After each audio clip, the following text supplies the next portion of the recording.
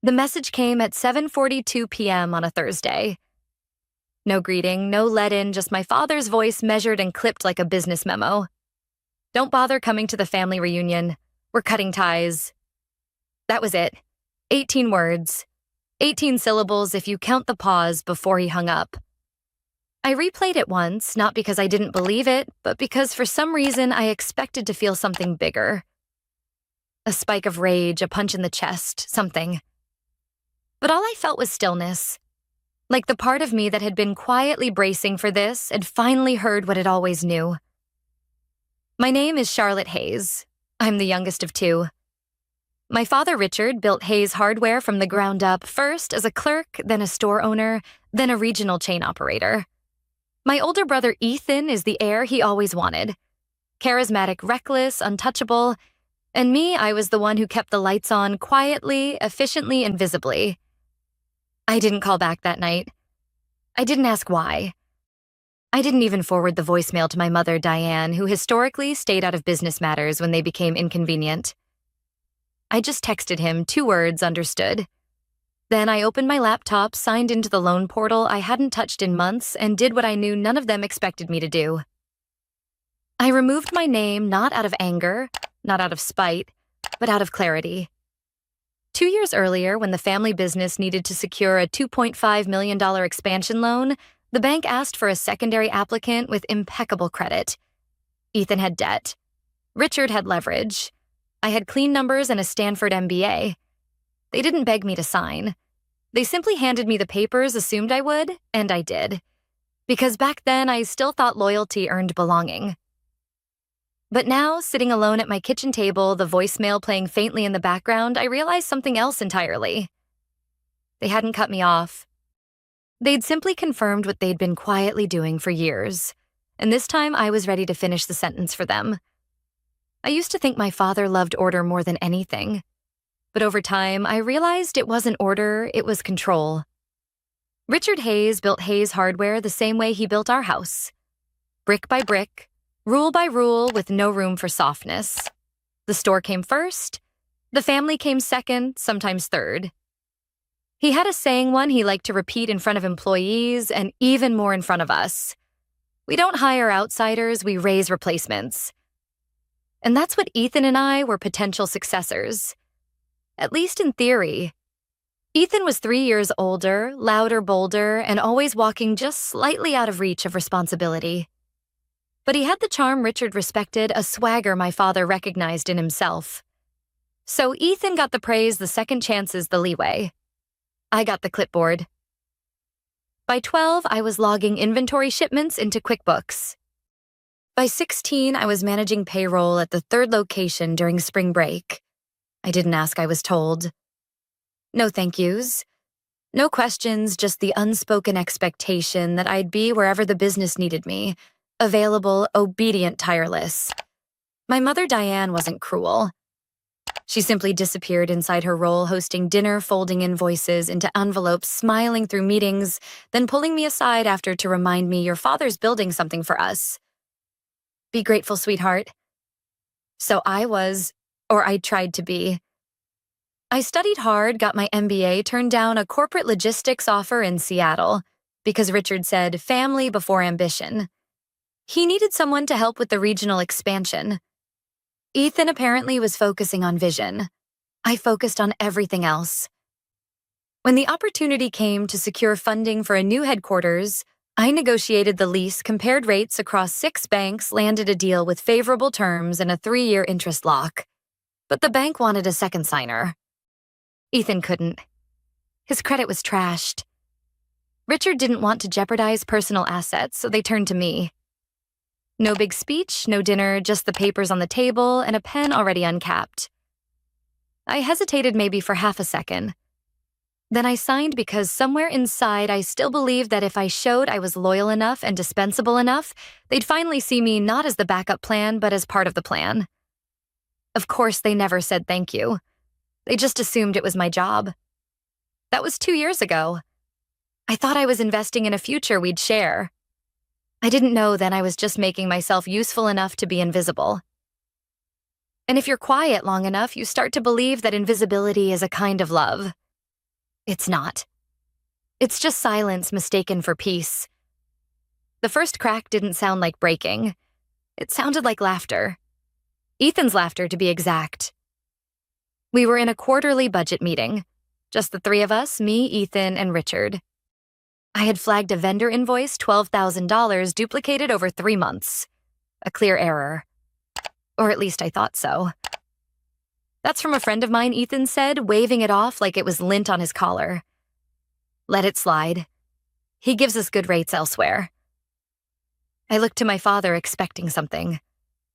A raised brow, maybe a single word of scrutiny. But Richard didn't flinch. He just reached for his coffee and said, "Focus on bigger things, Charlotte. Stop acting like an outsider. Outsider." That word didn't just sting. It settled somewhere under my skin. I wasn't some recent hire.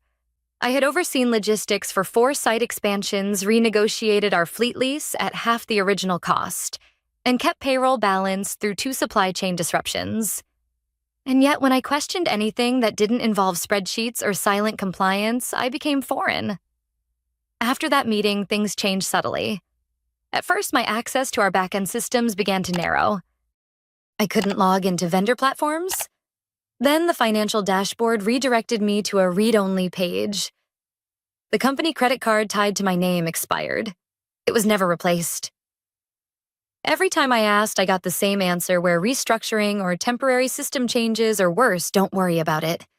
And yet I noticed Ethan had a new standing desk, a company-paid trip to Miami labeled as Leadership Summit, and an office chair that cost more than my first used car. Something shifted inside me. Not anger, not yet, but a quiet alertness. The kind that comes when your instincts whisper, they are preparing a door for you. And it only opens one way. I started keeping copies of everything. Internal spending reports, meeting notes, emails where Ethan copied clients but signed using my name. At night, I organized them into a private folder on my home computer. One I called Shadow Ledger. I wasn't sure yet what I was building, just that I needed to hold on to truth while it was still in my hands. One evening, I reached out to Sarah Thompson, a former classmate from law school. We'd lost touch for years until she helped her sister escape a messy divorce from a real estate partnership. I didn't tell Sarah everything just enough to ask a simple question. If a co-signer withdraws from a business loan, what happens? Her pause was telling. Depends. If you're not a guarantor and you weren't involved in recent misuse, the loan can be reevaluated without your name. Quietly, legally, I exhaled. At that moment, I didn't know whether I was planning an exit or building an alibi. What I did know finally was that the story I thought I was living, the loyal daughter keeping the legacy afloat, wasn't mine anymore. They weren't just pushing me out. They were doing it slowly enough to keep cashing in on my silence. It was a Thursday morning in early spring when the final piece clicked into place. The trees outside my office window were just starting to bud. I remember that detail clearly because something about new leaves made what I was about to find feel even more stale. I had just received my monthly credit summary, something I reviewed out of habit more than worry. But this time, a line item stood out. Hayes Holdings Deferred Payment Review. I hadn't seen that name used in years. It was a shell corporation Richard once created for real estate holdings dormant. Or so I thought. Curious, I dug deeper. What I found wasn't surprising. It was worse. The expansion loan I had co-signed 2 years ago, the one used to launch Hayes Hardware's new regional headquarters, was in arrears 3 payments late. The business was behind, barely floating on grace periods and delayed vendor invoices. My name was still on the loan. And worse yet, it was being cited in communications with creditors as a reason to extend goodwill because my credit was clean. Because my finances were untouched, because I was, as always, the reliable one. But I hadn't seen a financial report in months. I hadn't been included in a board meeting since last fall. And the last time I asked Ethan for an update, he replied with a winking emoji. And no worries, sis. Big vision coming. Vision didn't pay the bills. I pulled up archived records, traced invoices, back 6 quarters, compared spending against budget projections I had written myself. And then I saw it over $40,000 in consulting fees, all funneled through a friend of Ethan's. Several entries labeled marketing testing had no campaigns tied to them. Fleet repairs, triple billed, and vendor quotes signed with my initials ones I never approved. It wasn't mismanagement, it was orchestration. That same day, I met with Sarah again, this time in person. We sat across from each other in a quiet booth at a coffee shop she liked near the courthouse. I showed her everything. She flipped through the document slowly, lips pressed, eyes steady. When she reached the co-signed loan agreement, she stopped. "You're not listed as a guarantor," she said. I blinked. Meaning what? Meaning they used your name to secure it, but you're not legally bound if you withdraw before restructuring. And if I do, Sarah set down the papers, folded her hands, and said something I've never forgotten. You don't need to confront them. Don't warn. Don't scream. Just move the brick holding up their wall and let it fall. I went home that evening and opened the folder I had renamed. No longer Shadow Ledger, now Redemption Plan. Inside were PDFs, flagged emails, account screenshots, and a draft letter Sarah had helped me write weeks earlier, back when I still hesitated. I didn't hesitate anymore. They hadn't just pushed me out. They had used me until they assumed I had no more left to give. And maybe I didn't. But I had one thing left to take. My name. It took 4 minutes. That's how long the portal stayed open once I logged in using the administrative credentials I had created 2 years ago. Back when I still had full access, back when I thought I was building something real. The screen flickered once, then showed a notice. Co-applicant status active. Modification options available. I clicked remove. Then I uploaded the signed withdrawal letter Sarah and I had finalized 3 weeks earlier. I typed in my PIN.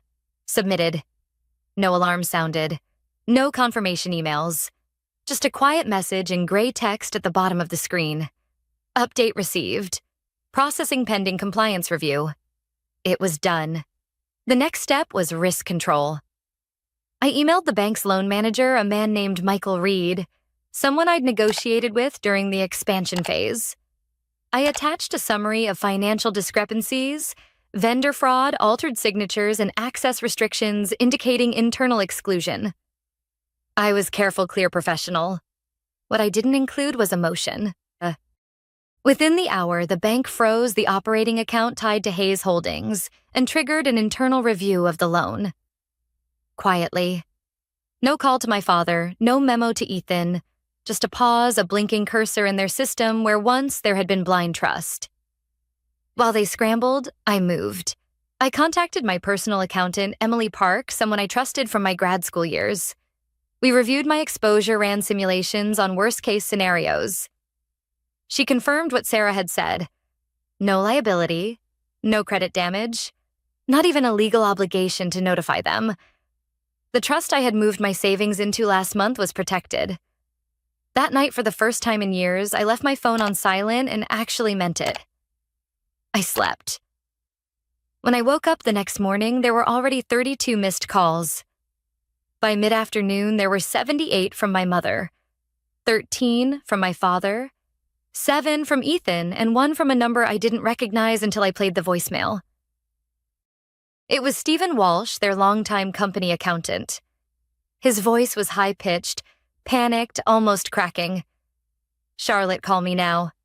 This is serious. The loan's collapsing. The bank pulled support. We're at risk of default. You need to fix this. Do you hear me? You have to fix this." I listened to it twice. Not because I didn't understand what he meant, but because it sounded like justice. And justice, when it finally arrives, doesn't scream, it echoes. By early evening, Ethan sent his first text. "What the hell did you do?" And then another, "You're overreacting. We could have handled this internally." But the word we didn't land anymore. There hadn't been a we in a long time. Later that night, my mother left a voicemail, not angry, but quiet trembling. "Sweetheart, what's happening? Your father says the bank froze everything, that they might recall the loan. Did you sign something I did but I didn't explain?" I called her back, let the line ring twice. I removed my name, that's all. Her breath caught. But you can't just do that. Actually, I can, I said. And I did. She paused. Charlotte, this affects all of us. No, I replied calmly. You made sure it didn't. And then I hung up, not in anger and completion. They picked the restaurant we used to go to for birthdays. Marie's old brick walls, too many ceiling fans, and the private room near the fireplace, where we'd once blown out candles and clinked glasses of ginger ale. But there were no balloons this time. No cake, just my parents, Richard and Diane, sitting stiff at one end of the table, and Ethan staring at his phone, pretending this was beneath him. There was also an empty chair waiting for me, as if they still believed I could be summoned. I arrived 15 minutes late on purpose.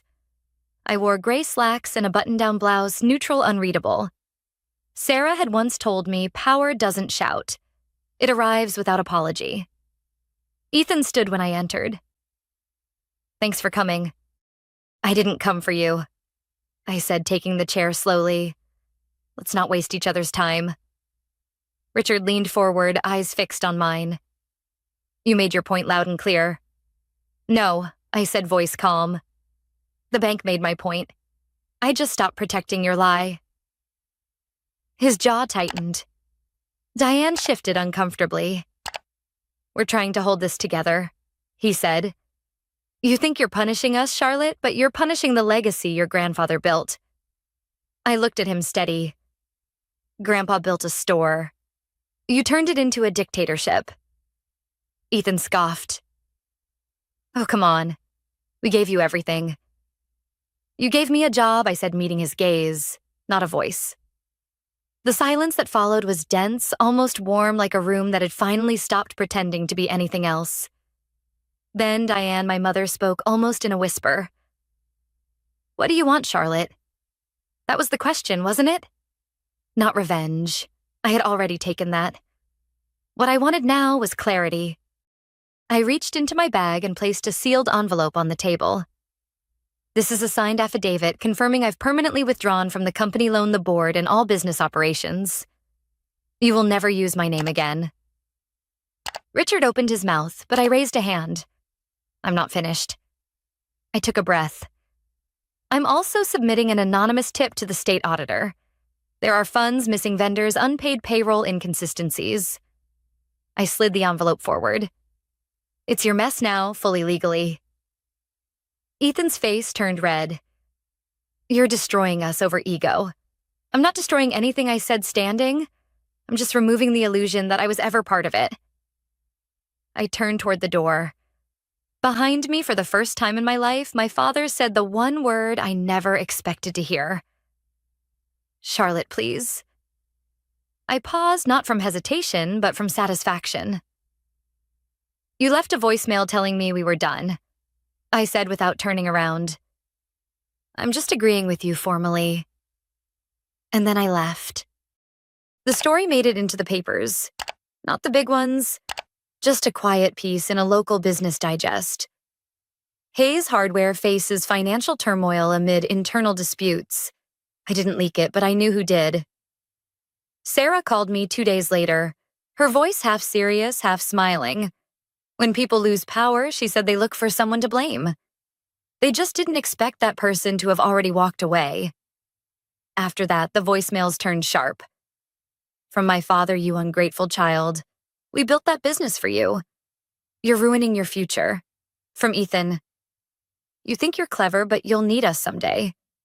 From Stephen Walsh, the accountant. Do you even understand what this means? You've destroyed their legacy. But here's the thing. No one said out loud. They destroyed it long before I pulled out. They destroyed it when they used my name but denied me a seat at the table. When they decided I was a threat, not a daughter, when they made me invisible. Now the loan was caving in.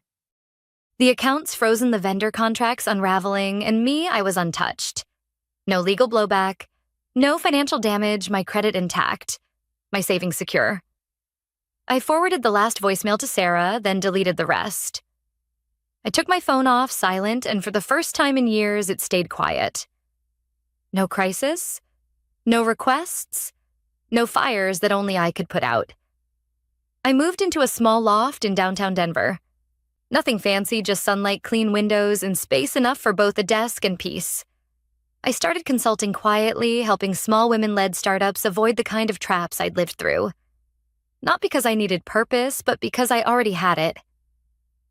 3 months later, an envelope arrived at my new address.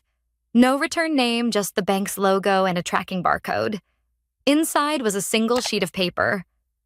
This letter confirms that the commercial loan associated with Charlotte Hayes has been formally withdrawn and restructured. No further obligation remains, no action required. No thank you, no apology, no spin, just a line drawn in ink and law and finally in truth. I placed the letter in a folder marked complete and slid it into the back of the cabinet. That night, I lit a candle by the window. The loft was quiet. The city below hummed unaware and alive. I thought of that voicemail one last time. Don't bother coming to the reunion. We're cutting ties. They wanted silence, obedience, absence, and they got all three. What they didn't expect was that I would thrive inside that silence, that I would build something not out of revenge, but out of reality. I poured a glass of wine, opened a new client file, and wrote one line at the top. You're not difficult, you're just finely visible. And then I kept going. Charlotte Hayes learns that loyalty to family does not guarantee belonging, and true strength lies in reclaiming her own identity. Through her family's betrayal, using her name for their gain while sidelining her contributions, she realizes that love is not silence or obedience, but mutual respect. By quietly withdrawing her name from the business loan and exposing their mismanagement, she frees herself from their control not out of vengeance, but clarity. Her lesson is that invisibility is not love. It's a trap. Embracing her visibility, she builds a life of purpose, proving her worth on her own terms. I knew something was wrong the moment I walked into the office that Friday morning. The atmosphere felt different, tense, like the air before a storm. My team avoided eye contact as I passed their desks, and hushed conversations quickly died when I approached. Michael, can I see you in my office? Derek's voice carried across the open floor plan, dripping with false pleasantry. Derek Hamilton, our new CEO of 6 months, stood in his doorway in an impeccably tailored suit that probably cost more than my monthly salary. At 35, he was nearly 20 years my junior, brought in by the board to modernize Summit Technologies. I followed him into his corner office, the same office where I'd spent countless late nights with Tom, the previous CEO, debugging code and building the software that had transformed Summit from a struggling startup into a $200 million company. Now those memories seemed to mock me from the sleek, modernized walls Derek had installed. Take a seat. Derek gestured to one of his minimalist chairs, then settled behind his massive desk. Michael, we need to talk about your role here at Summit. I sat quietly, already knowing where this was heading. I'd seen the signs over the past few months, the gradual exclusion from strategic meetings, the younger developers being assigned to review my code, the whispered conversations that stopped when I entered the room. The industry is changing rapidly, Derek began, his rehearsed speech flowing smoothly. We need to ensure Summit stays competitive in this new landscape. That means embracing new methodologies, fresh perspectives. He paused, probably for dramatic effect. Younger talent. The last 2 words hung in the air between us. I couldn't help but smile slightly, which seemed to throw him off balance. I've been here 15 years, I said calmly. I built CoreLogic from scratch. It generates 80% of our revenue. Derek waved his hand dismissively. Yes, and we appreciate your historical contributions. But CoreLogic needs modernization. Your methods are outdated. We're bringing in a team of young developers who understand current technologies, machine learning, cloud architecture, agile methodologies. I almost laughed. I've been implementing machine learning algorithms while Derek was still in college. The outdated CoreLogic system processed millions of transactions daily for some of the biggest names in finance. But arguing would be pointless. When? I asked simply. Today will be your last day. HR has prepared a generous severance package. He slid a folder across the desk. We'll need your keycard and laptop before you leave. Standard protocol. I took the folder without opening it. And the transition plan for CoreLogic. The system requires specific maintenance protocols. Derek's smile turned condescending. We have complete documentation, and the new team is more than capable of handling any legacy systems. We're planning a complete overhaul anyway. Now I did laugh, just a small chuckle. Derek's eyes narrowed. Something amusing, Michael? No, not at all, I replied, standing up. I wish you and the new team the best of luck. You're going to need it. Is that a threat? Derek's voice hardened. Not at all. Just an observation. I turned to leave, then paused at the door. Oh, and Derek, you might want to review my original contract with Tom.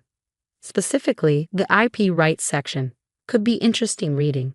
I walked out before he could respond, leaving him with a slightly puzzled expression that would soon turn to panic when he realized what I meant. Back at my desk, I began methodically packing my personal items into a cardboard box. My team watched nervously from their cubicles, but only Sarah, my longest-serving developer, dared to approach. Michael? Her voice was barely above a whisper. Is it true? I nodded, giving her a reassuring smile. It's time for fresh perspectives, apparently. I'm too outdated for the new vision. Sarah's face flushed with anger. That's ridiculous. CoreLogic is your creation. Nobody knows it like you do. The documentation isn't even complete. There are sections only you understand. I know, I said quietly, placing my coffee mug in the box. But that's not my problem anymore. What are they thinking? The system maintenance cycle is due next week. The quarterly security protocols need updating. There are client customizations that only you know how to implement. I placed a hand on her shoulder. Sarah, you're an excellent developer. You'll figure it out. Or not. Either way, it's out of my hands now. As if on cue, my email access was cut off. Standard protocol indeed. I hadn't expected anything less. But it didn't matter. Everything important was already secured. What Derek didn't know, what Tom had deliberately kept off the books, was that I owned the core intellectual property rights to the software. It had been part of my original agreement when I joined Summit as their first developer. Tom had understood the value of what I was building and had agreed to my terms. I retained ownership of the base code, while Summit had a perpetual license to use and modify it, as long as I remained with the company. That agreement had been sealed with a simple handshake at first, then formalized in a contract that few people knew existed. Tom had kept it in a sealed envelope in his personal files, which had apparently been cleared out when Direct took over. I had my own copy, of course, safely stored with my lawyer. The irony was almost painful. Derek thought he was modernizing the company by pushing out the outdated old guard.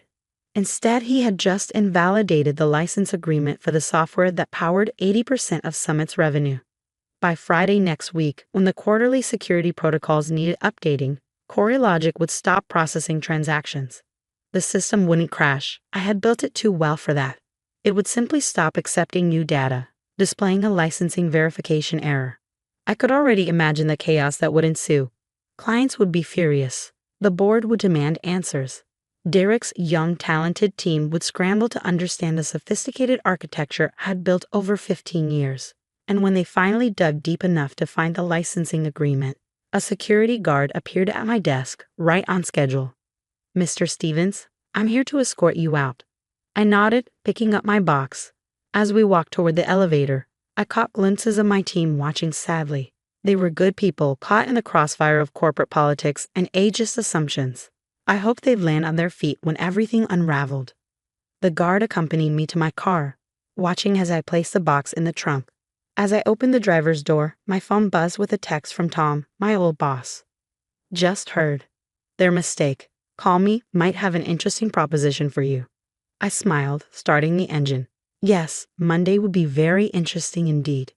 The weekend passed slowly. I spent Saturday morning at my lawyer's office, reviewing the IP agreement and preparing for what would inevitably come. Barbara, my lawyer of 20 years, couldn't hide her amusement as she read through the contract. This is beautiful, she said, adjusting her reading glasses. The language is absolutely clear. You retain all intellectual property rights to the core software. Summit's license to use and modify is contingent upon your employment. No assignment clauses, no transfer of rights. Did they even review this before terminating you? I shook my head. Derek's too young to know about it. Tom kept it quiet. He understood the value of keeping me happy.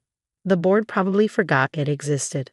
Well, they're about to get a very expensive reminder. Barbara set the contract aside. What's your plan?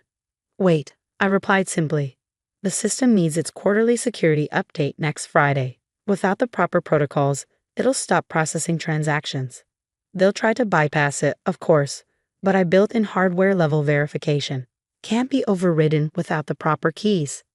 Which you control. Which I control, I confirmed. By Monday afternoon, they'll have thousands of angry clients and no way to fix it. That's when the real fun begins. Barbara leaned back in her chair. They'll try to fight it, claim the agreement is invalid, probably allege you planted a time bomb in the software. Let them. The code is clean. Every security measure is documented and necessary for regulatory compliance. They can audit it all they want, and the agreement is ironclad, thanks to you. What's your endgame here, Michael? Reinstatement. I laughed. No, I have something better in mind. Tom's starting a new venture. He wants me to join as Chief Technology Officer, bringing CortiLogic with me. We'll offer Summit's clients a smooth transition to our new platform. At a premium, of course. Ruthlessly elegant, Barbara smiled. Need me to draft the client agreements? Please, we'll want everything ready when the panic starts. The rest of the weekend I spent at home, ignoring the increasingly urgent emails from Summit that began arriving on Saturday evening. Apparently, someone had finally thought to review my contract. By Sunday night, the messages were coming from their legal team. I forwarded each one to Barbara without reading them. Instead, I focused on preparing for what was coming. I reviewed the documentation for the critical systems, making notes about potential bypass attempts their team might try. I knew they would spend the weekend attempting to understand the architecture, looking for ways around the security protocols. They wouldn't find any. I had built the system too carefully for that. As I worked, I thought about Derek's dismissive words. Outdated. Legacy systems. He had assumed that my age made me obsolete, never bothering to understand that the complexity of CortiLogic wasn't a weakness. It was a carefully crafted fortress. Each outdated module was a deliberate choice, each legacy system a calculated decision based on years of experience. Monday morning arrived bright and clear. I took my time getting ready, enjoying a leisurely breakfast while imagining the chaos unfolding at Summit's offices. Around 10 a.m., my phone rang, a Summit number I didn't recognize. Let the games begin. I let the phone ring 3 times before answering, keeping my voice professionally neutral. Michael Stevens. Michael, this is James Wilson from Summit's legal department. We need to discuss your separation agreement and some concerning aspects of your employment contract that have recently come to light. I smiled, settling into my home office chair. Of course. Though I should mention that all legal matters should go through my attorney. I'll have her contact you. This is rather urgent, James pressed. There seemed to be some complications regarding the CortiLogic system. Complications? I asked innocently. I'm sure Derek's new team of young, talented developers can handle any legacy system issues. There was a pause, then a sigh. Michael, please. We both know what's happening here. The quarterly security protocols need to be updated by Friday. Without them, the entire system will lock down. Yes, that's correct. It's a regulatory requirement, prevents unauthorized modifications, and ensures compliance with financial processing standards. I believe it's all thoroughly documented. Documentation doesn't help if we don't have the authentication keys, James said, frustration creeping into his voice. Look, I've reviewed your original contract with Thomas Bennett. While there appears to be some language regarding intellectual property rights, surely we can reach a reasonable arrangement. I'm always open to reasonable arrangements, I replied calmly. Though I'm quite busy with other opportunities at the moment. Perhaps if Direct had been interested in a transition plan before dismissing me as outdated.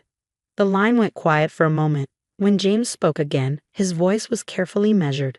The board would like to meet with you, today, if possible. We need to resolve this situation quickly. I'm afraid today doesn't work for me. I have several meetings scheduled. A lie, but they didn't need to know that. I could potentially make time tomorrow afternoon. Tomorrow might be too late. We have clients.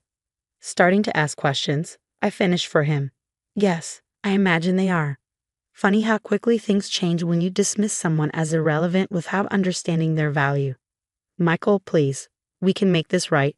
Whatever you want, your position back, a raise, equity in the company. I'll have my attorney contact you about setting up a meeting, I said firmly. Good day, James. I hung up and leaned back, counting silently. 3, 2, 1. My phone buzzed with a text from Sarah. Emergency all-hands meeting called. Derek looks like he's about to explode. The new team tried to bypass the security protocols all weekend. Nothing worked. I typed back. Hope they enjoy the experience. Good learning opportunity. Sarah, they're completely lost. No one understands how the core modules interact.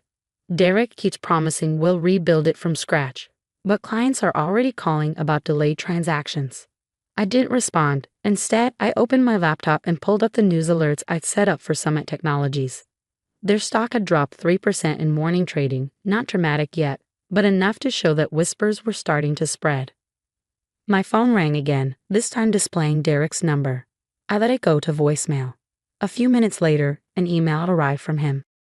Michael, I believe we got off on the wrong foot Friday. In our drive to modernize Summit, I may have acted hastily regarding your position. I'd appreciate the opportunity to discuss this situation and find a mutually beneficial solution. The board has expressed interest in maintaining our existing infrastructure while we develop new systems. Your expertise would be valuable in this transition period. Please call me at your earliest convenience. Derek Hamilton, CEO, Summit Technologies. The desperation was palpable, but still tinged with that corporate arrogance, as if this was just a small misunderstanding that could be smoothed over with some carefully worded platitudes. I drafted a brief reply. Direct. Thank you for your email. As I mentioned to James, any discussions should go through my attorney. I'm sure you understand the need for proper legal representation given the circumstances. Regards, Michael Stevens. I was about to hit send when another text from Sarah arrived. You need to see this. Direct just told the dev team to try removing the security verification modules entirely. Said we can rebuild that part later. Pretty sure that violates about 6 regulatory requirements. I quickly added a postscript to my email. P.S. You might want to advise your team against removing the security verification modules. That would put Summit in violation of SEC Regulations 34.17 Ad 22 at 17I. And several other compliance requirements. I'd hate to see the company face regulatory issues on top of everything else. Send. Let them stew on that for a while. By lunchtime, Summit's stock had dropped another 2%. A financial technology blog had picked up the story, running a piece titled Trouble at Summit. Major fintech player faces system issues. The article was mostly speculation, but it mentioned delayed transactions and unnamed sources expressing concerns about the company's technical leadership. I made myself a sandwich and settled in to watch the chaos unfold. My phone continued to buzz with calls from Summit numbers I didn't recognize. Each one went to voicemail. Around 2 p.m., a more interesting call came in. Martin Chen, CEO of Summit's largest client. Michael, he said when I answered. Want to tell me what's going on at Summit? I've got millions in transactions stuck in pending status, and nobody over there seems to know how to fix it. I'm not with Summit anymore, I replied. They decided to go in a different direction last Friday, something about needing younger talent. Martin's laugh was sharp and humorless. You're kidding me. They fired the guy who built their entire system. Please tell me this is a joke. I'm afraid not, though I'm sure their new team will figure things out eventually. They're very talented, from what I hear. Eventually isn't good enough, Martin growled. We process over 50 million in transactions daily through CoreLogic. I can't have eventually. I made a sympathetic noise. I understand your concern. Unfortunately, there's nothing I can do about it now. Summit owns their implementation of the system. A careful choice of words, technically true but misleading. Their implementation. Martin caught the nuance immediately, but not the system itself. I'm afraid I can't discuss the specifics of my arrangements with Summit, I said smoothly. Though I should mention that I'm joining a new venture soon. One that might have some interesting solutions for companies in need of reliable transaction processing. There was a pause as Martin processed this. Would this venture happen to involve Tom Bennett? I smiled. Martin had always been sharp. As I said, I can't discuss specifics at the moment, but if you'd like to have lunch later this week, I'm sure we could have an interesting conversation about the future of financial technology. Tomorrow, Martin said firmly. The Capitol Grill at noon. Don't be late. The rest of the afternoon brought increasingly frantic messages from Summit. The development team had apparently given up on bypassing the security protocols and was now trying to migrate client data to a new system, a process that would take weeks, even if they knew what they were doing. Sarah kept me updated on the internal chaos. Derek's on his third cup of coffee and it's not even 4 p.m. Board called an emergency session for tomorrow morning. Young, talented team looking a lot less confident now. I spent the evening preparing documentation for my meeting with Martin, diagrams showing how quickly we could migrate their transactions to our new platform, cost projections, compliance certifications. Tom had been busy the past few months, laying the groundwork for exactly this situation. Just before midnight, a final email arrived from Derek. Michael. The board has called an emergency session for tomorrow at 9 a.m. Your presence is requested. Name your price, whatever it takes to resolve this situation. Please don't let this become something we all regret. Derek. I started composing a response, then decided to let him sweat through the night instead. Tomorrow would be soon enough to explain exactly how much they had already come to regret their decisions. I closed my laptop and headed to bed, sleeping soundly for the first time since Friday. Let them have their emergency board meeting. Let them realize the full extent of their mistake. Let Derek explain to the board how his drive for younger talent had just cost them their entire business model. Tomorrow would bring its own interesting developments. But for now, I had the satisfaction of knowing that sometimes the best revenge isn't fighting back. It's simply letting people face the consequences of their own arrogance. Tuesday morning dawned with Summit stock down another 5% in pre-market trading. Financial technology blogs had picked up more details overnight, with one running the headline, Summit Technologies in Crisis. Key developer exit leads to system failures. I dressed carefully for the day ahead, choosing a crisp charcoal suit I hadn't worn since my last board presentation. The irony wasn't lost on me. After being dismissed as outdated, I was about to demonstrate just how valuable experience could be. At 8:45 a.m., I walked into Summit's lobby. The security guard did a double take. Clearly, no one had updated him on my visitor status. Before he could call for clarification, Barbara, my attorney, strode through the doors. "Good morning, Michael," she said crisply, then turned to the guard. "We're here for the board meeting. I believe we're expected." The guard checked his list, frowning. "I don't have." "Call Derek Hamilton," I suggested. "He's expecting us." A few minutes and several nervous phone calls later, we were escorted to the executive floor. The tension was palpable. Employees quickly looked away as we passed, and hushed conversations died mid-sentence. Derek met us outside the boardroom, his usual polished appearance showing signs of strain. His designer suit was slightly rumpled and dark circles shadowed his eyes. "Michael," he said, extending his hand. I looked at it until he awkwardly withdrew it. "Thank you for coming. We're eager to resolve this situation." "I'm sure you are," Barbara replied before I could speak. "Shall we?" The boardroom was packed. The full board sat around the massive mahogany table, along with James from legal and several senior executives. At the far end, I noticed Sarah and two other developers, presumably there to explain the technical situation. William Chen, the board chairman, spoke first. "Mr. Stevens, thank you for joining us. We find ourselves in a difficult situation." "So I've heard," I replied, taking a seat. Barbara arranged her documents beside me. "Our technical team has been unable to implement the required security protocols," William continued. "Without them, we face significant regulatory compliance issues. Additionally, several major clients have expressed concerns about transaction processing delays." Derek jumped in. "We're prepared to offer you a comprehensive compensation package. Full reinstatement, a significant equity stake, whatever it takes to resolve this immediately." Barbara smiled thinly. "My client is no longer interested in employment with Summit Technologies." The room went silent. "Then what do you want?" Derek demanded, his composure cracking. I leaned forward slightly. "I want you to understand exactly what your drive for younger talent has cost this company. The CoreLogic system isn't just software, it's 15 years of accumulated knowledge, careful design, and an intimate understanding of financial regulations. You couldn't see past my age to recognize that experience has value." "We acknowledge mistakes were made," William said carefully, "but surely we can find a solution that benefits everyone." I nodded to Barbara, who began distributing documents to the board members.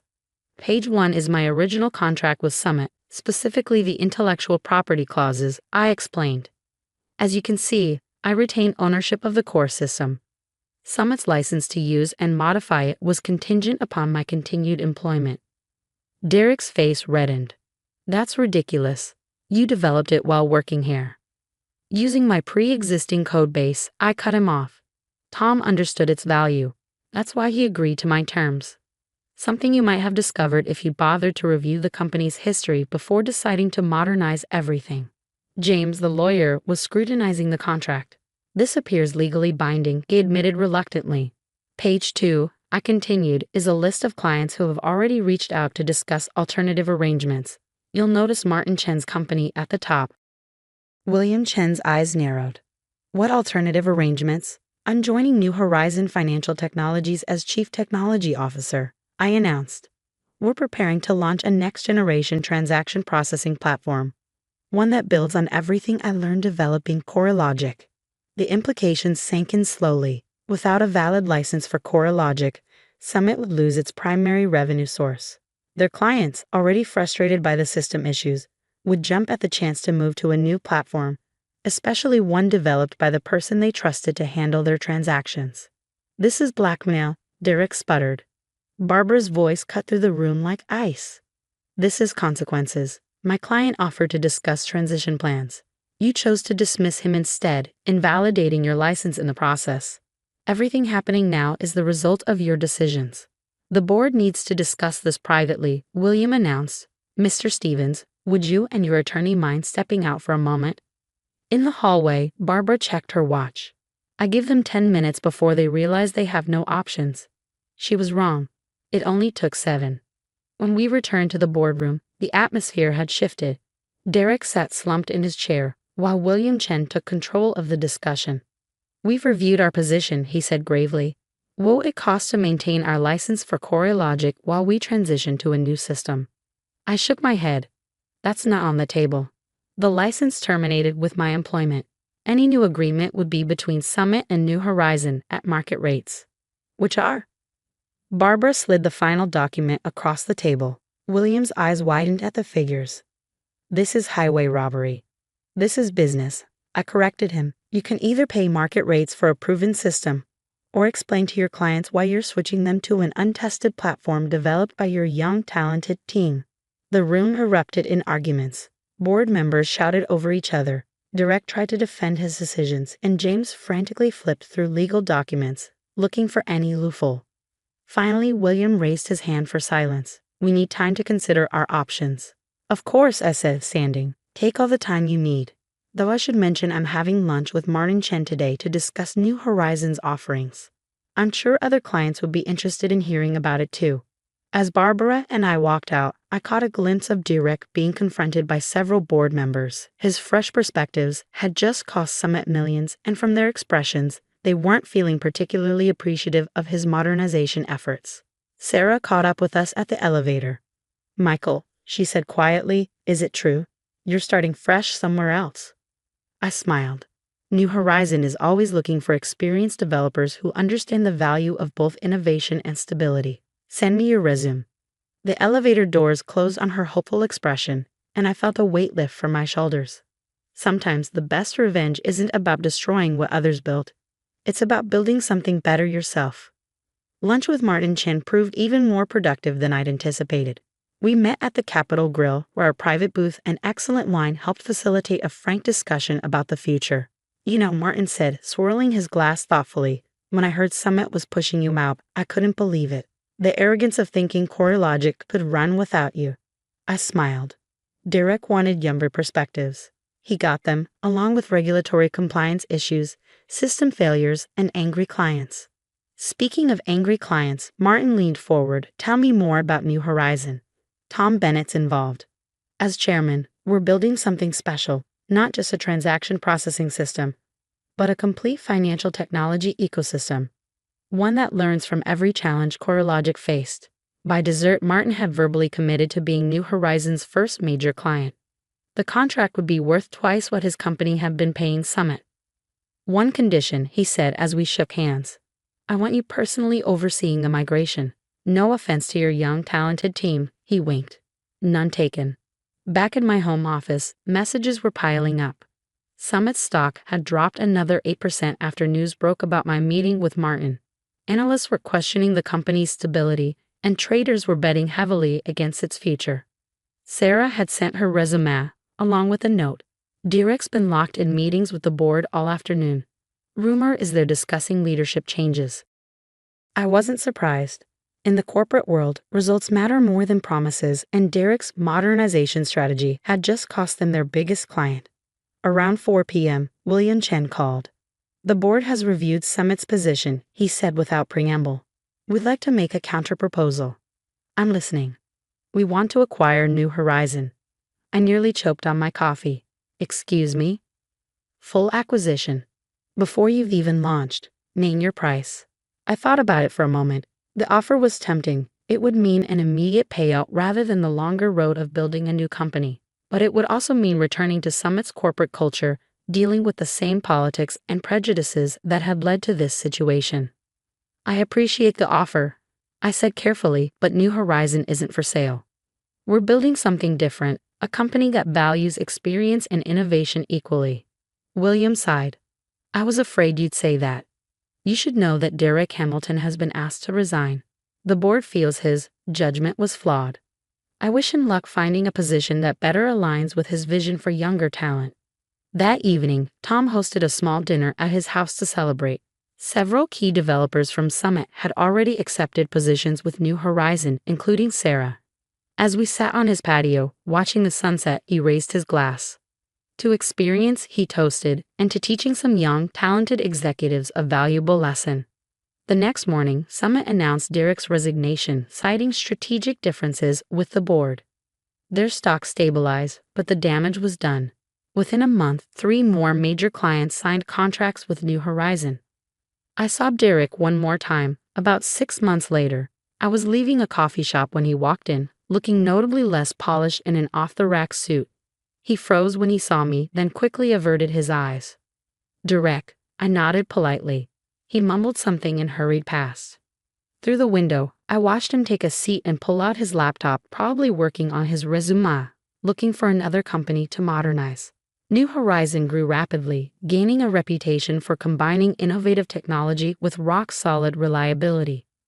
We hired developers of all ages, judging them on their skills and dedication rather than their birth year. Sarah eventually became our head of development, proving that talent knows no age limit. Sometimes I think about that Friday when Derek fired me, believing he was modernizing Summit by pushing out the outdated old guard. He never understood that true innovation comes from building on experience, not discarding it. The best revenge wasn't destroying Summit or even taking their clients. It was building something better. Something that proved experience and innovation aren't mutually exclusive. And every time I walk into our offices, seeing teams of diverse ages working together, learning from each other, I know we succeeded. Experience, as it turns out, never goes out of style. I still remember the exact moment Sarah Mitchell began her presentation to the board. The way she stood there, radiating confidence in her tailored navy suit, clicking through the slides I had spent months perfecting, my slides, my research, my innovation. This new supply chain optimization strategy, she announced, her voice carrying across the mahogany-lined boardroom, will revolutionize how Meridian Technologies handles global distribution. I sat quietly in the back of the room, officially there to provide technical support if needed. In reality, Sarah wanted me present to witness her moment of triumph. She orchestrated everything perfectly, down to the last detail. 3 months ago, when I first shared my ideas with her during our weekly one-on-one meeting, Sarah had seemed genuinely enthusiastic. Emily, this is brilliant, she'd said, leaning forward in her chair. The way you've integrated AI with traditional logistics, factoring in real-time climate data for route optimization, this could change everything. I had been so proud, so naive. After 4 years as a senior logistics analyst at Meridian, I thought I finally had my breakthrough moment. Sarah encouraged me to develop the concept further, but quietly. She didn't want other departments getting wind of it and trying to interfere before it was ready. Let's keep this between us for now, she'd advised. We don't want half-baked versions circulating. Develop it fully, document everything, and we'll present it when it's perfect. For 3 months, I worked late into the night, refining algorithms, running simulations, and building detailed implementation plans. I tested the system using historical data, proving it could reduce shipping times by 23% while cutting fuel costs by 18%. The potential savings for Meridian would be in the millions. Sarah checked in regularly, offering encouragement and suggestions. She seemed invested in my success, even covering for me when other projects slipped because of my focus on this one. I trusted her completely. Then, last week, she asked me to compile everything into a comprehensive presentation. The board needs to see the full picture, she explained. Make it thorough but accessible, and send it to me for review by Friday. I put my heart into that presentation, making sure every slide was perfect, every data point compelling, every graphic crystal clear. I sent it to her on Friday evening, proud of what I created. Monday morning, I arrived to find a meeting invitation, strategic initiative presentation to board. Attendance required. But my name wasn't listed as the presenter. Sarah's was. When I confronted her, she was dismissive. Emily, you're not ready to present to the board. You don't have the experience or the big picture understanding. I'm doing you a favor by handling this part. I was stunned. But this is my work, my idea. Is it? She interrupted, her tone suddenly sharp.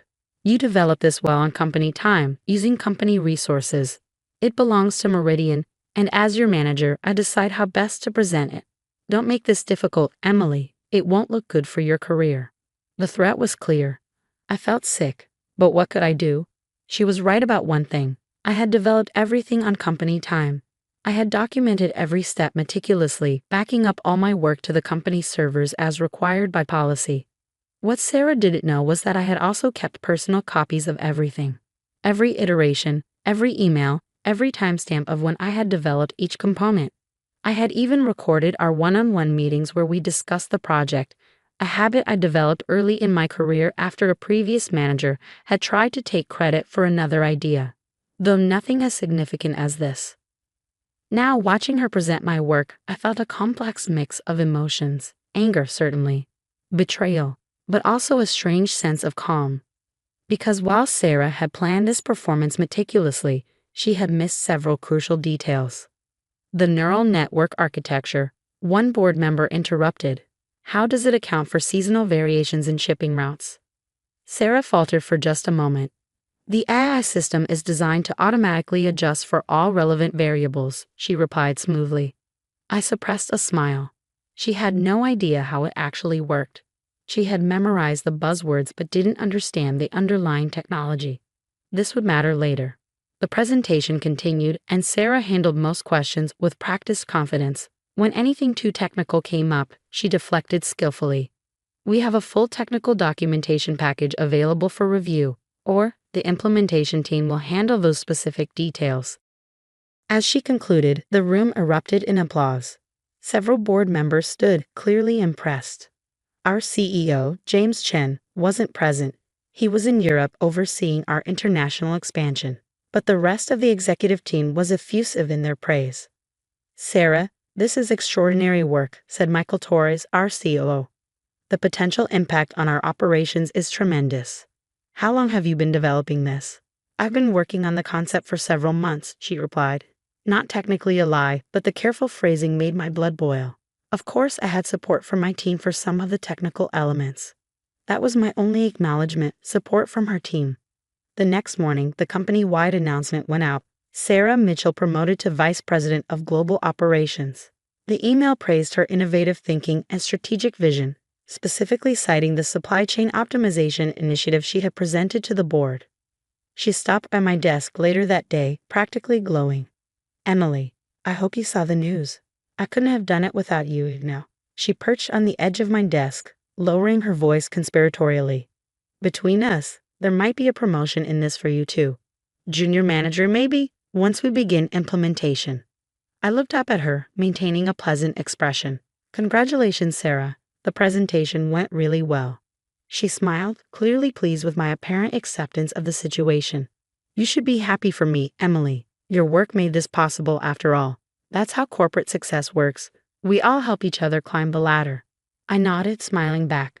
Of course. I'm just glad the board recognized the potential of the initiative. Sarah stood, smoothing her skirt. Exactly. Now I'll need you to put together detailed documentation for the implementation team. Everything you have, all your research and development notes. We'll want to hit the ground running. I'll start on that right away, I assured her. After she left, I opened my desk drawer and looked at the small USB drive sitting there. It contained copies of everything: the original concept documents, timestamped development logs, recorded meetings, and emails. But most importantly, it contained proof of something Sarah hadn't bothered to check. Before starting this project, I had filed a provisional patent application for the core AI architecture. It was my intellectual property, developed independently and only later adapted for Meridian's specific needs. Sarah had been so focused on claiming credit for the idea that she hadn't reviewed the legal implications of what she was presenting. I closed the drawer and began composing an email to James Chen's executive assistant.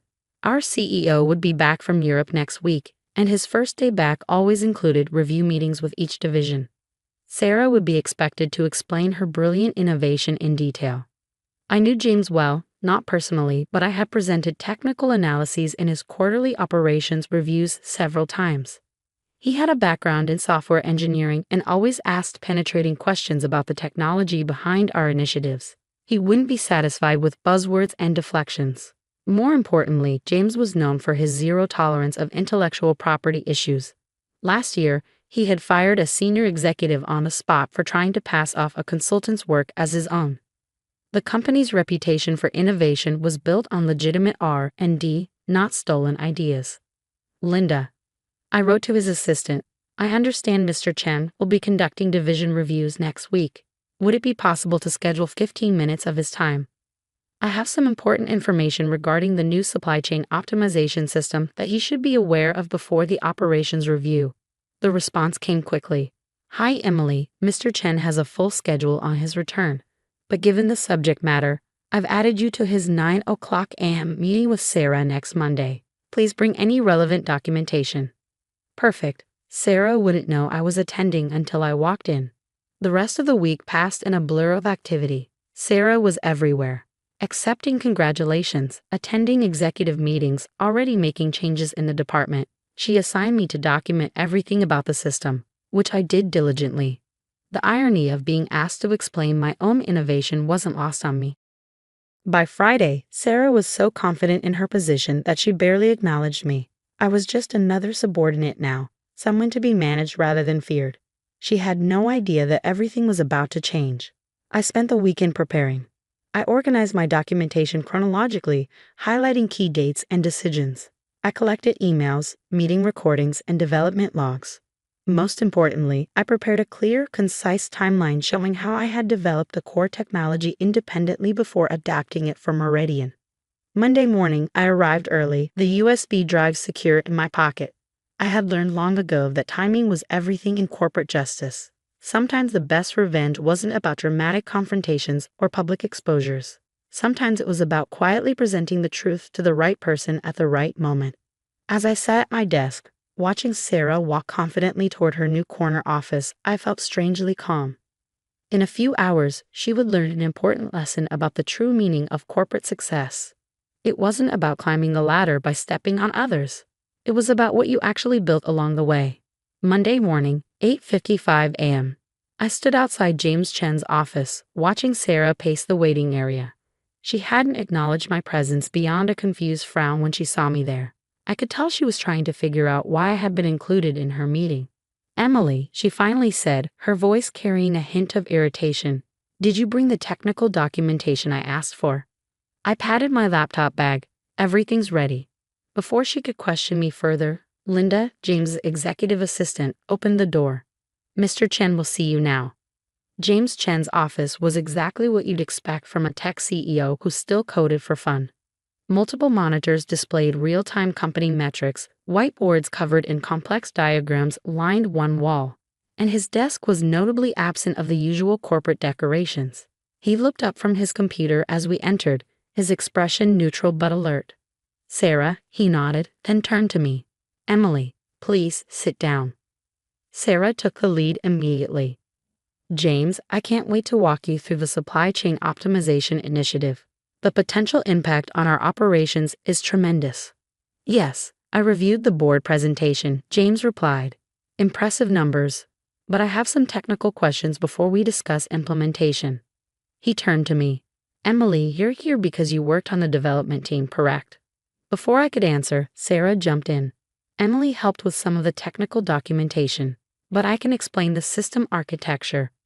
Actually, I interrupted quietly, placing my USB drive on James's desk.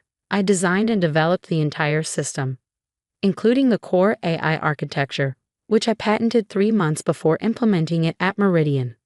The silence that followed was deafening. Sarah's face went pale, then red. James picked up the USB drive, his expression unchanging. That's ridiculous, Sarah sputtered. This was my initiative, my vision. Perhaps, James cut in, already plugging the USB drive into his computer. We should review the documentation. He looked at me. Walk me through it, Emily. For the next 20 minutes, I methodically presented my evidence. The original patent application, dated weeks before my first discussion with Sarah. The development logs showing my work on the core algorithm. Emails between Sarah and me, clearly showing her role as reviewer rather than creator. And finally, the recordings of our one-on-one meetings where she explicitly acknowledged my authorship. Throughout my presentation, James asked detailed technical questions about the AI architecture, neural network design, and implementation approach. I answered each one thoroughly, demonstrating intimate knowledge of every aspect of the system. Sarah sat in silence, her earlier confidence evaporating with each exchange. When I finished, James leaned back in his chair, fingers steepled under his chin. Sarah, he said quietly, would you like to explain why you presented someone else's patented technology to our board as your own work? Sarah straightened in her chair, attempting to recover. James, this is clearly a misunderstanding. Yes, Emily contributed significantly to the technical implementation, but the strategic vision was mine, and anything developed using company resources belongs to Meridian. That's not entirely accurate, James interrupted. Emily's patent predates any company involvement. She adapted her existing technology for our use, but the core architecture remains her intellectual property. He turned to his computer, typing briefly, and our legal department confirms no assignment of rights was ever executed. Sarah's face drained of color. I wasn't aware of the patent situation. Clearly, James replied dryly. You also weren't aware that I personally reviewed the patent applications of all our technical staff. I noted Emily's filing when it came through, but I wanted to see how this situation would play out. My head snapped up in surprise. He'd known all along. James caught my expression and gave a slight smile. Emily's reputation for thorough documentation is well known. I suspected she would handle this appropriately. He turned back to Sarah, his expression hardening. What's less clear is why you thought you could present highly technical innovation to this company without understanding the underlying technology. Did you think no one would ask detailed questions during implementation? Sarah sat in stunned silence, her carefully constructed world crumbling around her. I'll need your resignation by the end of the day, James continued. We'll announce you're leaving to pursue other opportunities. The alternative is termination for cause and potential legal complications regarding intellectual property theft. Your choice. Sarah stood shakily, her designer suit suddenly seeming like a costume rather than armor. I'll have it to you within the hour. She turned to leave, then paused. Emily, That's all, Sarah. James cut her off. After she left, James turned to me. The patent application was well written. Have you considered how to commercialize it beyond our specific use case? I blinked, thrown by the sudden shift in conversation. I have some ideas, but I've been focused on the Meridian implementation. He nodded. The VP position is now open. Normally, we do a full search, but given your technical expertise and clear understanding of our operations. He left the sentence hanging. Are you offering me Sarah's position? No, he replied. I'm offering you a position you've actually earned. The board meeting is at 2 p.m. I'd like you to present your innovation again, properly this time. I left James' office in a daze. By the time I reached my desk, Sarah's office was already empty, her personal items packed in record time. A company-wide email arrived moments later. Sarah Mitchell has decided to leave Meridian Technologies to pursue other opportunities. Please join us in wishing her well in her future endeavors. A second email followed shortly after, this one marked urgent. All staff, please attend a special board presentation today at 2 p.m. Streaming links provided for remote offices. As I prepared for the board presentation, updating slides to include the technical details I'd originally omitted at Sarah's insistence, I reflected on how differently things might have gone if she had simply acknowledged my work instead of trying to steal it. We could have collaborated, both advancing our careers through legitimate means. But Sarah had chosen a different path, and now she was experiencing the consequences of that choice. As I gathered my materials for the board meeting, I noticed her corporate credit card sitting abandoned on her empty desk, the last visible trace of her brief tenure as VP. Sometimes I realized the most satisfying revenge isn't about getting even. It's about standing firmly in your truth and letting justice unfold naturally. Sarah had built her success on deception, and like all such foundations, it had ultimately crumbled under its own weight. The real work was just beginning. In a few hours, I would present my innovation to the board again, this time as its rightful creator. And after that, I would step into a leadership role earned through genuine achievement rather than manipulation.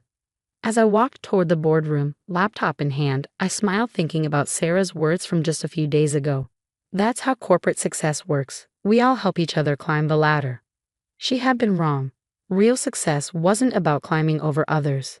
It was about building something valuable and having the integrity to stand behind your work. Sarah had learned that lesson the hard way. Now it was my turn to show everyone what genuine leadership looked like. Standing in front of the boardroom at 2 p.m. felt surreal. The same room where I had watched silently from the back just days ago. The same executives who had applauded Sarah's deception were now looking at me with curious anticipation. But this time was different.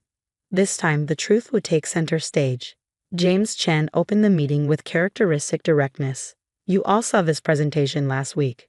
Today, you'll meet its actual creator and understand the full scope of the innovation. I took a deep breath and began. Unlike Sarah's buzzword-heavy performance, I dove straight into the technical architecture. I explained how the AI system learned from historical weather patterns, route efficiencies, and real-time data to optimize shipping decisions. I showed real simulations, demonstrating the system adapting to complex scenarios. The questions came rapid fire, but this time, there were no deflections, no vague promises about implementation details. I answered everything with precise technical knowledge, drawing on months of development work. The potential savings are actually higher than initially presented, I explained, pulling up a new analysis. Sarah's numbers didn't include the system's ability to predict and avoid weather-related delays, which could save us an additional 7% annually.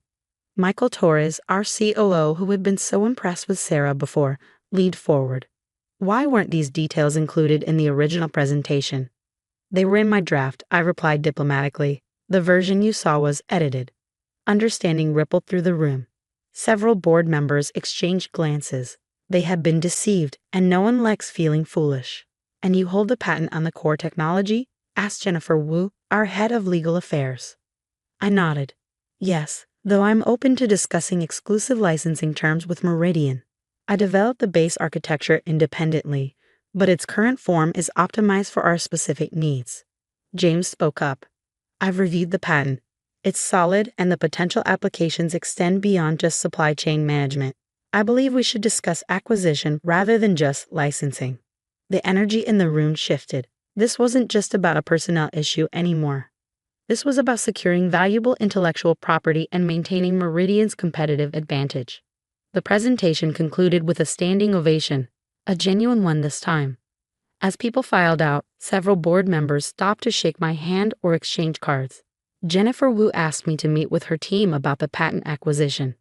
Michael Torres apologized for not asking more technical questions during Sarah's presentation. But the most significant moment came when James announced my appointment as the new Vice President of Innovation and Operations. Emily's promotion isn't just about this one innovation, he explained. It's about recognizing the kind of leadership we want at Meridian, technical excellence combined with integrity. The next few days were a whirlwind, moving into the corner office that Sarah had barely had time to decorate. Meeting with my new direct reports, some of whom were clearly anxious about the sudden leadership change. Handling congratulatory emails from colleagues, including several that carried a distinct tone of I knew something wasn't right about Sarah's story. The most interesting messages came from Sarah's executive network. People she had connected with during her brief time as VP were now quietly reaching out to distance themselves from her. A few even hinted at similar experiences with her at previous companies. It seemed her pattern of taking credit for others' work wasn't new. She had just never tried it with someone who was so thoroughly prepared to prove their case. One afternoon, Thomas from It stopped by my office. "You should know," he said hesitantly. "Sarah tried to access the system remotely last night. Tried to delete some files. Our security caught it, of course." I wasn't surprised. "Let me guess. The development logs and meeting recordings?" He nodded. "Don't worry, everything's backed up. Multiple copies, but I thought you should be aware. Some people don't handle downfall gracefully." I thanked him for the heads up, making a mental note to review our security protocols. Sarah's attempt to cover her tracks, even after the fact, confirmed I had made the right decision in documenting everything so carefully. That evening, as I was reviewing implementation plans for the supply chain system, Linda from James' office called. "Emily, when you have a moment, James would like your input on something interesting. A cease and desist letter from Sarah's lawyer." I headed up to his office, curious. James handed me the letter with an amused expression. Sarah's lawyer was claiming she had contributed significant strategic insights to the development of the system and demanding recognition as a co-creator. "Thoughts?" James asked. I scanned the letter, noting its careful avoidance of any technical claims. "I assume legal has already reviewed my documentation. Jennifer's team went through everything. They say it's one of the clearest paper trails they've ever seen. Almost like you expected something like this to happen." I met his gaze. Experience is a good teacher. This isn't the first time someone has tried to take credit for my work. Just the most blatant attempt. He nodded thoughtfully. "How do you want to handle it?" The fact that he was asking my opinion rather than simply having legal handle it spoke volumes about my new position. I considered the options carefully. "Let's not engage in a legal battle," I said finally. "Send a simple response with attached documentation showing the timeline of development, including her own emails acknowledging my ownership. Copy her previous employer's legal departments. I suspect she'll withdraw her claim quickly." James smiled. "Elegant. Handle the real problem without creating unnecessary drama. That's the kind of thinking we need in the executive team." As I walked back to my office, I reflected on how differently this could have played out. If I hadn't documented everything, if I hadn't filed that patent, if I hadn't stayed calm and strategic, Sarah might still be sitting in this office, building her career on stolen ideas. But I had learned long ago that in corporate politics, the truth needs evidence to prevail. Patience, documentation, and strategic thinking were often more powerful than any confrontation. My phone buzzed with a message from Jennifer in legal. Sarah's lawyer had already withdrawn the cease and desist letter. Apparently, the mere mention of involving her previous employers had been enough to make her reconsider. I smiled, settling into my chair. Time to focus on what really mattered, implementing the system properly and leading my team with the integrity that Sarah had lacked. Success built on truth might take longer, but it lasts. 6 months after Sarah's departure, I stood in front of my team, celebrating the successful global rollout of the supply chain optimization system. The results had exceeded even my most optimistic projections. A 27% reduction in shipping times, 22% cost savings, and an unexpected decrease in our carbon footprint due to more efficient routing. "This success belongs to all of you," I told the gathered group. "Every test you ran, every bug you fixed, every suggestion you made helped build something remarkable." I meant it. Unlike Sarah, I understood that real leadership wasn't about claiming credit. It was about building others up and recognizing their contributions. The changes went beyond just numbers. Our department culture had transformed. Gone was the fear of speaking up, the careful monitoring of who got credit for what ideas. Instead, we had created an environment where innovation was openly shared and collaboration was genuine. One morning, James called me into his office. "The board wants to discuss expanding your system beyond Meridian," he said, sliding a document across his desk. "Several major logistics companies have expressed interest in licensing the technology." I picked up the proposal. The potential revenue numbers were staggering. This could be bigger than anything we anticipated. James nodded.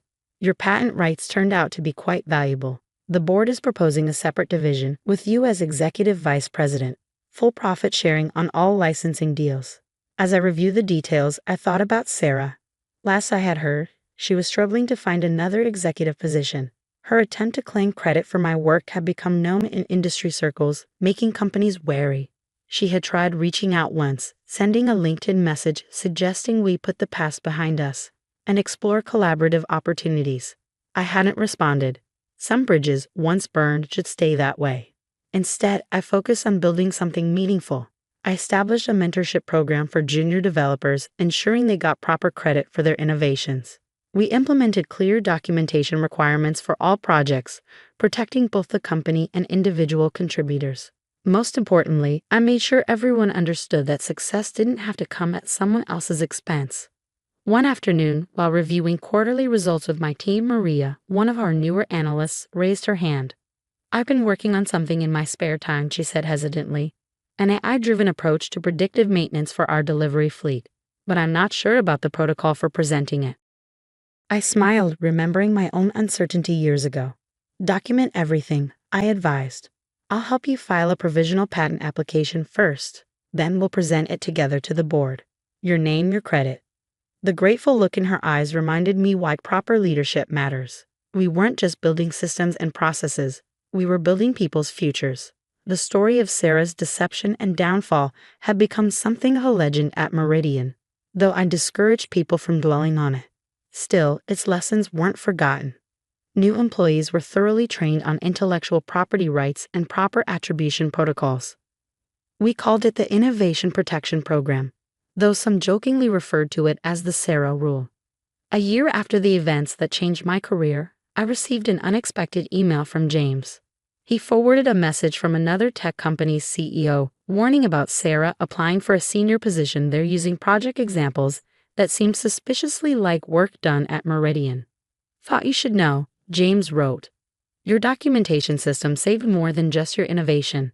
It's protecting our entire industry from this kind of behavior." I archived the email without responding. Sarah's path was no longer my concern.